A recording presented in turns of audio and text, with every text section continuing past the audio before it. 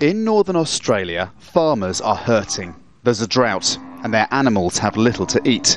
But there's worse.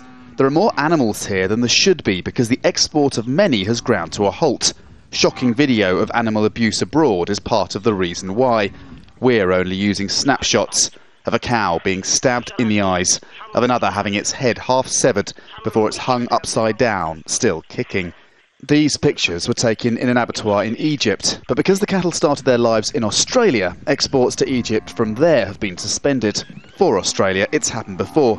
Last year, revulsion at similar practices in slaughterhouses in Indonesia led to Australia's government banning exports there.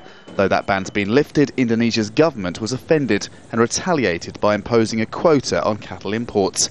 Australian exports are barely half what they were a few years ago, and a high Australian dollar makes finding new export markets hard. Probably a reduction of up to 50% in values of cattle, yeah, which is pretty hard to cope with. Politician Bob Katter, a former cattleman himself, describes what's happening as a crisis. We have a farmer committing suicide every 4 days. A lot of cynicism out there. They've thrown the towel in, nothing can be done, there's no point in fighting.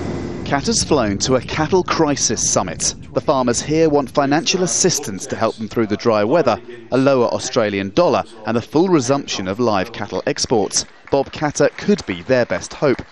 In Australia's cities, he's dismissed as the mad Katter, a protectionist, nationalist and socially conservative eccentric. But out here, he's wildly popular.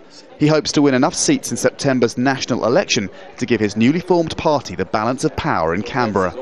Despite its image as a country of glitzy cities and large mines, a big chunk of Australia's economy is based in the dusty interior on agriculture.